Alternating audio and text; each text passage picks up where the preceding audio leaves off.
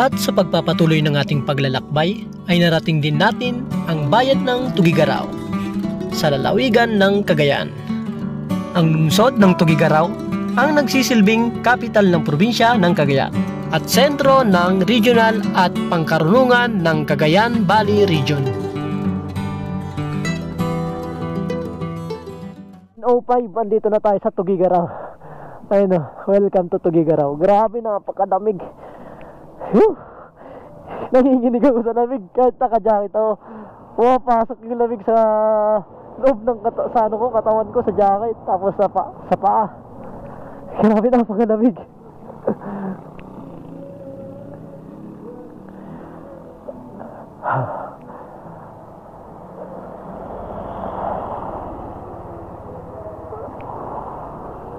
Napakalamig. Alis na tayo.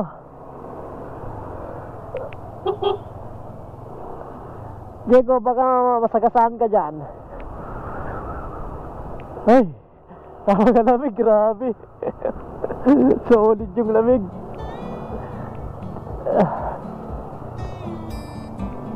At nakarating na tayo sa kilalang tulay sa Tugigaraw, ang Bonton Bridge. Punta tayo mismo sa bayan ng Tugigaraw.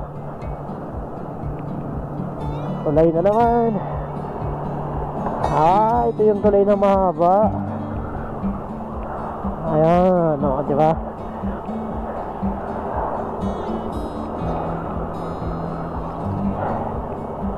Sana hindi kita makuha ng drone kasi gabi na.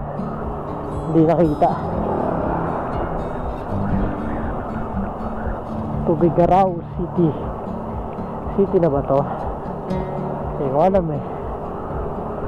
Comment na lang kung city na ba. Hindi. Ayun no, maganda ng tulay na to. Napakahaba.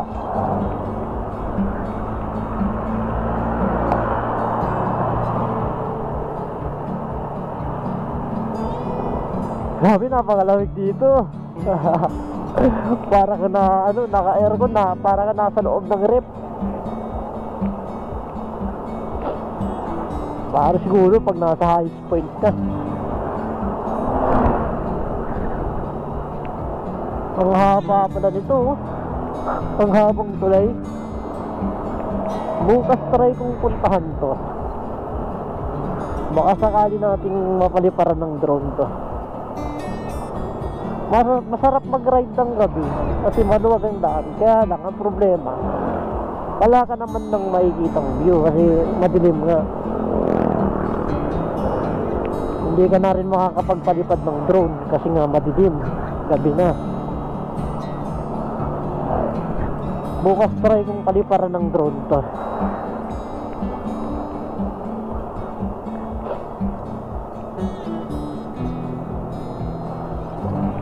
Babalikan natin yan.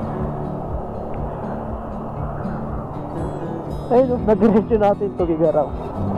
Buti na lang hindi tayo doon nag-check-in sa Kawayan.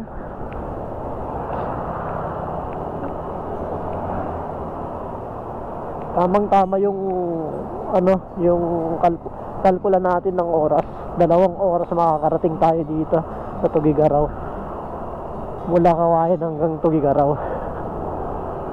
109 kilometers.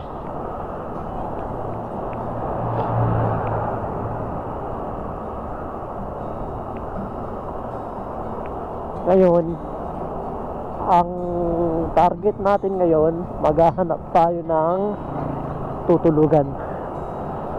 Yun ang target natin ngayon.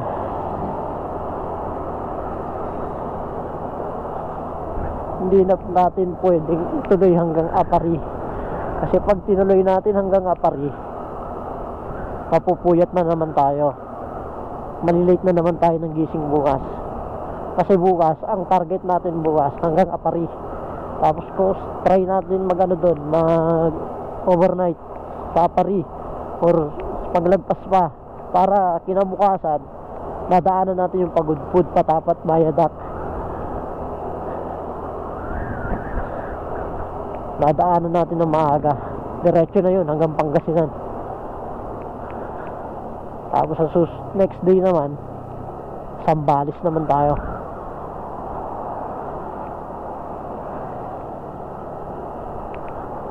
Tayo sa bayan ng Tugigaraw.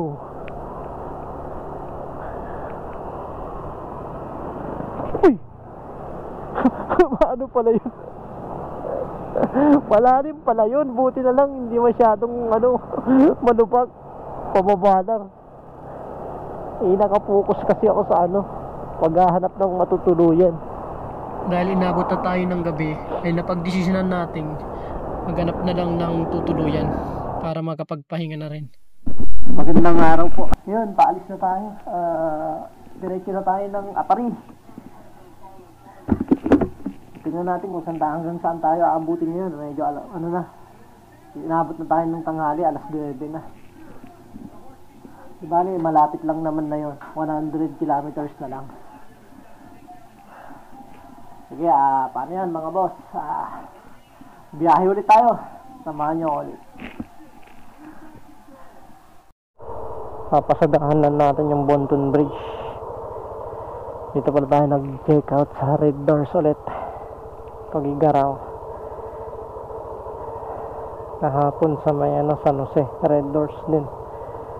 Red Doors and the Red Horse. Papunta na tayo ngayon ng Apari.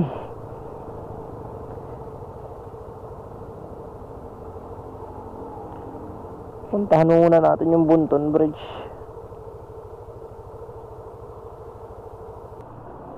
Bago tayo dumiretso sa ating destinasyon, ay babalikan muna natin yung kilalang tulay dito sa may Tugigaraw at sa probinsya ng Cagayan, ang Bonton Bridge.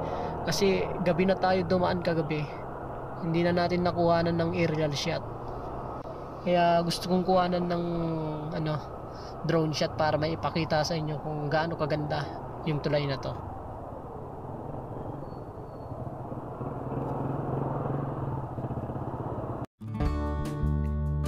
Ang Tugigaraw ay isang lungsod sa hilagang silangang bahagi ng Luzon sa Pilipinas. Ito ang kabisera ng lalawigan ng Cagayan at nagsisilbing sentrong panreliyon ng lambak ng Cagayan. Dito makikita ang mga malalaking universidad sa Region 2 at karamihan ng mga mamamayan ng Kalinga, Apayao, Isabela at Nueva Vizcaya ay pinag-aaral ang mga anak nila sa naturang lungsod.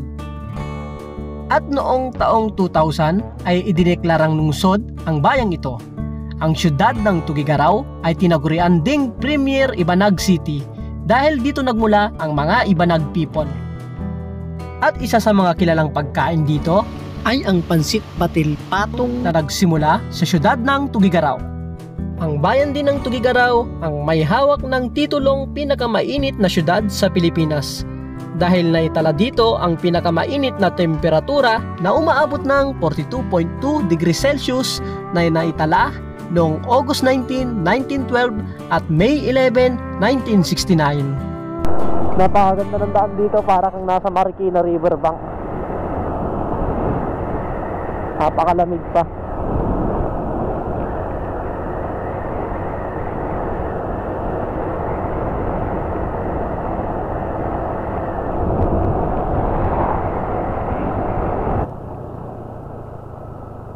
Palapit na tayo sa ating destinasyon, ang Bonton Bridge.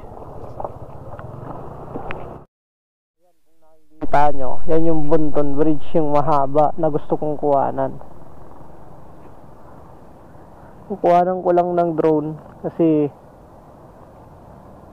hindi ko nakuha ng kagabi. Gabi na tayo dumaan, titignan ko lang. Sayang din kasi Bonton Bridge nagdudugtong sa Solana tsaka Tugigaraw. Ayun, nakalagay doon. Kabundukan din. Alam mo ba na ang Bonton Bridge sa Cagayan, nakilala rin sa tawag na Talitay Tabunton, ay minsan na ring naturingang pinakamahabang tulay sa bansa. Ito ay bago na itayo ang San Juanico Bridge na nagdudugtong sa mga lalawigan ng Samar at Leyte sa Kabisayaan. Sa katunayan, ang Bonton Bridge pa rin ang masasabing pinakamahabang river bridge sa Pilipinas. Ito ay may kabuuang haba na 1,098 meters na nagdurugtong sa lungsod ng Tugigaraw sa mga bayan ng Sulana, Enrile, Cagayan at mga lalawigan ng Kalinga at Apayao. Ang tulay na ito ay bumabaybay sa ilog ng Cagayan at pinakamalaki at pinakamahabang ilog sa bansa. Ang konstruksyon ng naturang tulay ay dumaan sa 3 administrasyon ng Pangulo ng Bansa. Ito ay ang administrasyon ni na Pangulong Carlos P. Garcia, Pangulong Diosdado Macapagal at Pangulong Ferdinand Marcos Sr.